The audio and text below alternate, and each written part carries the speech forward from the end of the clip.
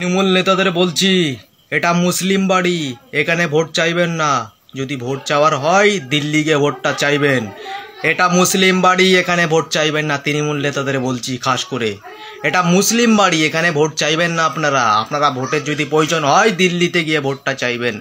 কেননা আমাদের রাজ্যের মুখ্যমন্ত্রী মমতা ব্যানার্জি ওয়াকফ বিলের পক্ষে, ওয়াকফ বিলের বিরুদ্ধে নয়, ওয়াকফ বিলের পক্ষে।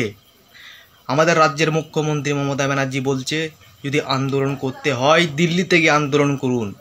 একেবারে সরাসরি দর্শক, মুসলিম বাড়িতে পড়ল এই পোস্টার প্রত্যেকটা মুসলিম ঘরের দরজায় লাগানো দরকার। কেননা আমাদের রাজ্যের মুখ্যমন্ত্রী মমতা ব্যানার্জি ওপেন অন ক্যামেরায় বলেছেন যদি আন্দোলন করতে হয় দিল্লিতে গিয়ে আন্দোলন করুন। এবার মুসলমানরাও আমরা কি করতে পারি দেখিয়ে দেবো। 2026-এ ভোট চাইতে আসলে আমাদের বাড়িতে সাফ দরজায়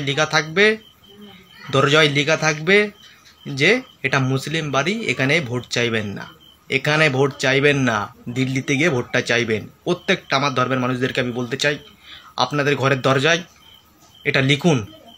এই তৃণমূল নেতাদের উচিত শিক্ষা দেওয়ার দিন আমাদের চলে এসেছে।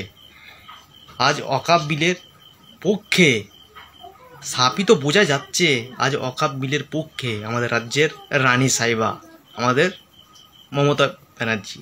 ওয়াকফ বিলের বিরুদ্ধে নয়, পক্ষে। আর কি বুঝতে বাকি রইল?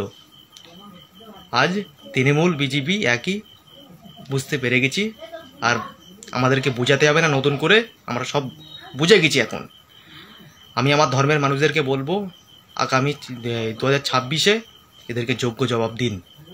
ভোট একটাও যেন এদেরকে না দেওয়া হয়, এদেরকে বয়কট করুন।